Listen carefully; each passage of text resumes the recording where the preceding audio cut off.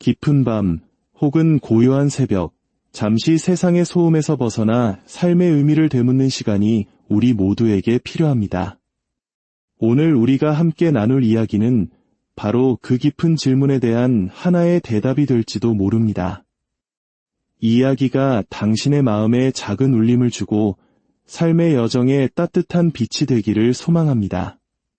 잠시 후 시작될 이야기에 귀 기울여 주시기 전에 이 귀한 메시지가 더 많은 이들에게 닿을 수 있도록 지금 이 채널을 구독하고 좋아요를 눌러주시는 것으로 하나님의 축복을 나누는 통로가 되어주시길 부탁드립니다. 당신의 작은 손길이 누군가에게는 큰 위로와 희망이 될 수 있습니다.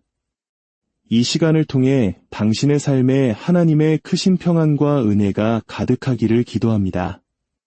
오늘 우리는 한 위대한 설교가이자 사상가였던 팀 켈러 목사님의 통찰을 통해 복음의 핵심, 즉 하나님의 사랑이 어떻게 우리의 삶 속에서 선포되고 가르쳐지며 기록되는지에 대한 깊은 여정을 떠나보려 합니다. 특히 그의 설교와 묵상 속에 담긴 가장 어두운 절망 속에서도 우리를 찾아오시는 하나님의 사랑에 대한 이야기를 나누고자 합니다. 먼저 하나님의 말씀을 전하는 설교자의 마음에 대해 잠시 생각해 보겠습니다. 어떻게 하면 하나님의 살아있는 말씀을 사람들의 마음 깊은 곳까지 전달할 수 있을까요? 켈러 목사님은 몇 가지 중요한 원칙을 이야기합니다. 첫째, 강단에 서야 한다는 의무감 때문에 말씀을 찾는 것이 아니라 내 안에서 넘쳐 흐르는 말씀의 감동이 나를 강단으로 이끌게 해야 한다는 것입니다. 매일의 삶 속에서 하나님의 말씀을 깊이 묵상하며 그 말씀이 내 삶을 먼저 변화시키고 내 마음을 뜨겁게 할 때 그 뜨거움은 자연스럽게 다른 이들에게 흘러가게 됩니다. 마치 가득 찬 잔에서 물이 넘쳐 흐르듯 설교는 내면의 풍성함에서 비롯되어야 합니다. 둘째, 설교는 단순히 하나님의 말씀을 정확하게 해석하는 것에서 그치지 않습니다. 그 말씀을 듣고 있는 청중, 바로 내 앞에 앉아있는 사람들의 삶과 필요에 깊이 연결되어야 합니다. 만약 우리가 한국어를 모르는 이들에게 한국어로만 복음을 전한다면 그것은 진정한 소통이 될 수 없을 것입니다. 언어뿐만이 아닙니다. 그들의 문화, 그들의 아픔, 그들의 고민을 이해하고 그들의 언어로 그들의 눈높이에서 진리를 전해야 합니다. 진리는 변하지 않지만 그 진리를 담아내는 그릇은 사랑과 이해로 빚어져야 합니다. 셋째, 설교를 위대하게 만드는 것은 결국 설교자의 능력이 아니라 성령님의 역사하심이라는 사실을 기억해야 합니다. 우리는 최선을 다해 말씀을 연구하고 준비하지만 사람의 마음을 열고 변화시키는 것은 오직 하나님의 영이십니다. 때로는 스스로 만족스럽지 못했던 설교를 통해 누군가의 인생이 완전히 뒤바뀌는 놀라운 일을 경험하기도 합니다. 그것은 우리의 노력을 뛰어넘는 하나님의 주권적인 역사입니다. 그러므로 우리는 겸손히 말씀을 선포하고 그 열매는 온전히 하나님께 맡겨야 합니다. 마지막으로 좋은 설교자는 신학 서적뿐만 아니라 다양한 분야의 책을 넓게 읽고 또 많은 사람들과 깊이 교제해야 합니다. 세상의 철학과 문화, 역사와 사람들의 삶의 이야기를 이해할 때 우리는 성경의 진리가 오늘날 우리의 삶에 얼마나 적실한지를 더욱 풍성하게 증거할 수 있습니다. 책상에만 앉아있는 신학자가 아니라 사람들의 삶의 한가운데로 걸어들어가 그들의 희망과 고통을 함께 느끼는 목회자가 되어야 합니다. 하지만 우리의 삶이 늘 평탄하지만은 않습니다. 때로는 이해할 수 없는 고난이 찾아오고 세상은 불의로 가득 찬 것처럼 보입니다. 구약의 선지자 하박국처럼 우리 역시 하나님을 향해 이렇게 부르짖을 때가 있습니다. 하나님, 언제까지 부르짖어야 들으시겠습니까? 폭력과 불의가 가득한데 왜 보고만 계십니까? 왜 저로 하여금 이런 끔찍한 시대를 살아가게 하십니까? 이것은 믿음 없는 자의 불평이 아닙니다. 오히려 가장 정직한 믿음의 절규입니다. 하박국은 자신의 모든 감정을 숨기지 않고 하나님께 쏟아놓습니다. 어쩌면 그는 무례해 보일 정도로 하나님께 따져 묻습니다. 하지만 동시에 그는 이렇게 고백합니다. 주 나의 하나님, 나의 거룩한 이시여, 우리는 죽지 아니하리이다. 이것이 바로 우리가 배워야 할 신앙의 자세입니다. 대부분의 종교인들이 가져야 한다고 생각하는 이선적인 경건함을 버리고 자신의 아픔과 분노, 의심까지도 하나님 앞에 정직하게 내려놓는 용기, 그러면서도 세상의 비관론자들처럼 쉽게 하나님을 저버리지 않고 그분의 신실하심을 굳게 붙드는 믿음. 이것이 바로 하박국이 우리에게 보여주는 모델입니다. 반지의 제왕에서 프로도가 간달프에게 말합니다. 이런 끔찍한 일이 제 시대에 일어나지 않았으면 좋았을 텐데요. 간달프는 대답합니다. 그런 시대를 사는 모든 이들이 그렇게 바라지. 하지만 그건 그들이 결정할 문제가 아니란다. 우리가 결정해야 할 것은 주어진 시간 속에서 무엇을 할 것인가 하는 것뿐이야. 그렇습니다. 우리는 시대를 선택할 수 없습니다. 그러나 우리는 이 시대 속에서 어떻게 믿음으로 살아갈 것인지 선택할 수 있습니다. 가장 정직하게 아파하되 가장 신실하게 믿는 것. 이것이 바로 하나님께서 우리에게 원하시는 모습입니다. 자, 이제 우리는 성경에서 가장 충격적이면서도 가장 위대한 사랑 이야기 속으로 들어가 보려 합니다. 바로 호세아 선지자의 이야기입니다. 이 이야기는 하나님과 우리 사이의 관계가 어떠한 것인지를 적나라하게 보여주는 한 편의 드라마와도 같습니다. 하나님은 호세아에게 명령하십니다. 가서 음란한 여자를 맞아 아내로 삼으라. 그리고는 덧붙이십니다.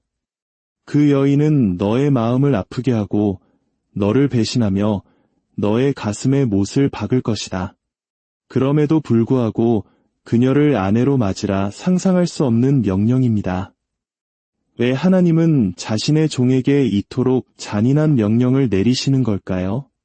그것은 바로 호세아를 통해 하나님 자신이 인간을 사랑하며 겪는 그 찢어지는 마음의 고통을 보여주기 위함이었습니다.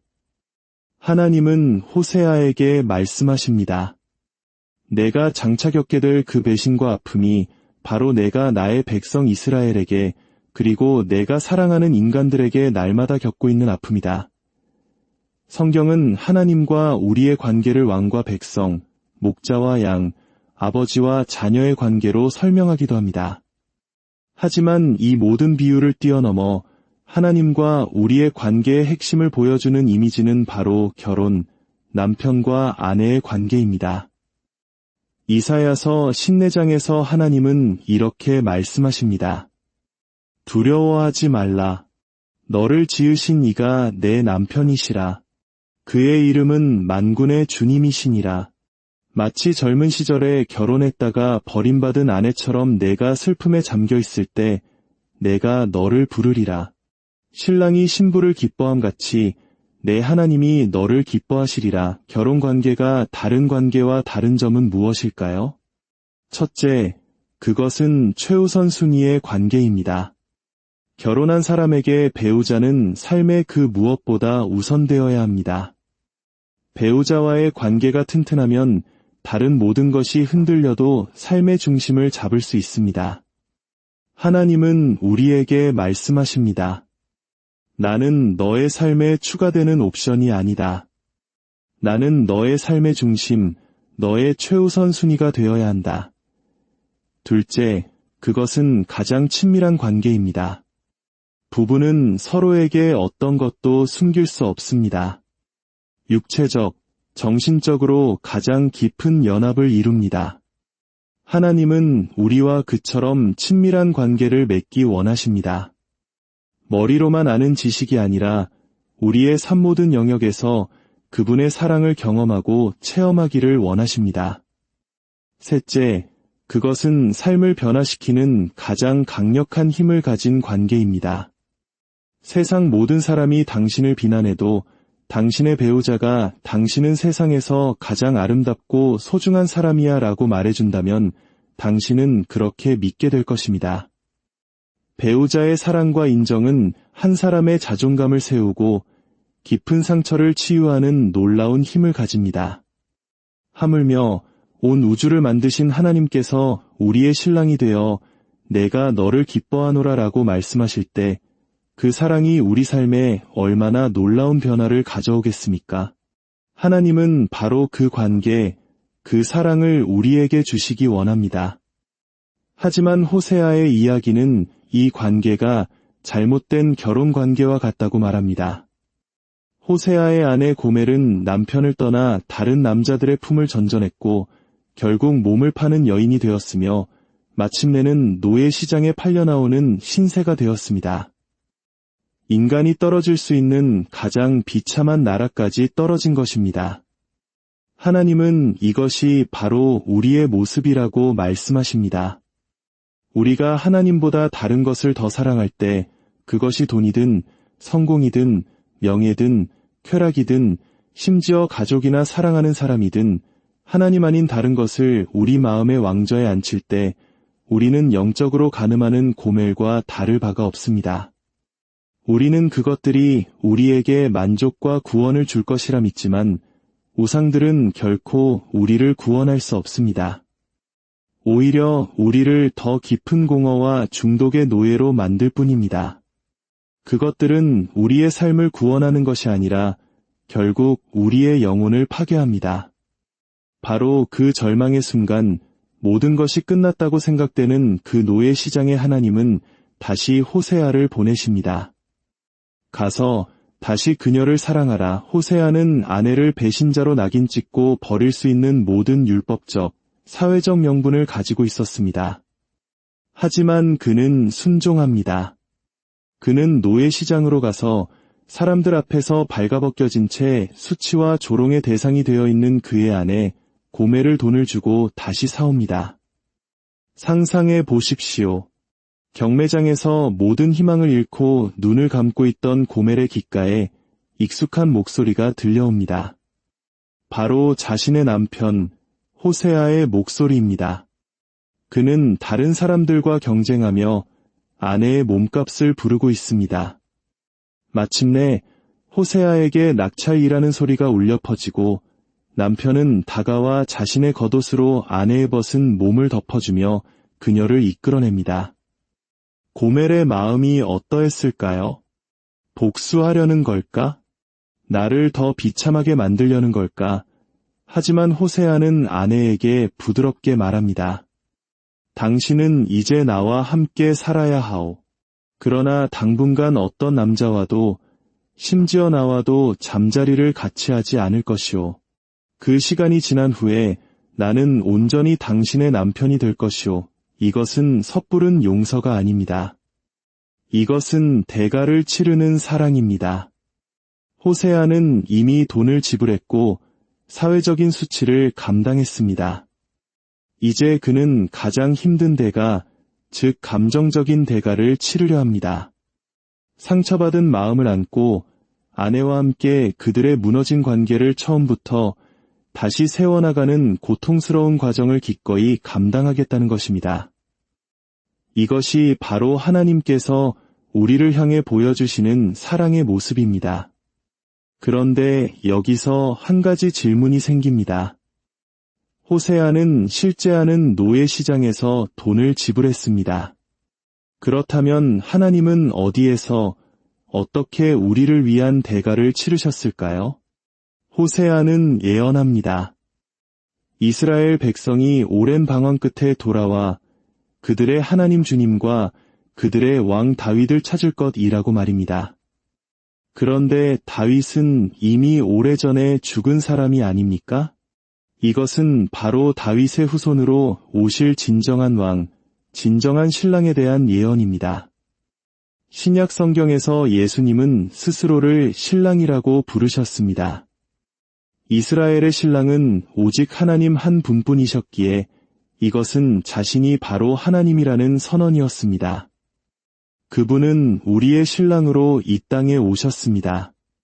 그리고 죄와 욕망의 노예 시장에서 팔리고 있던 우리를 찾아오셨습니다. 그분은 돈이 아니라 자신의 생명을 값으로 지불하셨습니다. 십자가 위에서 그분은 우리의 모든 수치와 죄악을 대신 짊어지시고 발가벗겨지셨습니다.